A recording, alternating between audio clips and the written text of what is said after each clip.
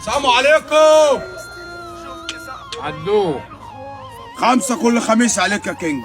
مكيف شبابنا ومسكن قلمنا كينج حشيش بلدني. كنت شغال مع خليفه العمده بتاع العساكري وبعتني ليك اكل عيش. مطرح ما تحطني هتلاقيني يا كينج. يا اهلا بيك في المملكه. عايز تبقى معاني؟ ما ينفعش تبقى عليني. انظر الكتاب صفحه المحظورات. ابات والكتاب في حضني يا كينج.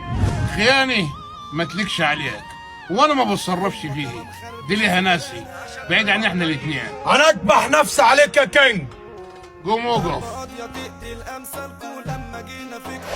انت هتمسك شغل البلينه ويرجي واسمع الكلمتين دول.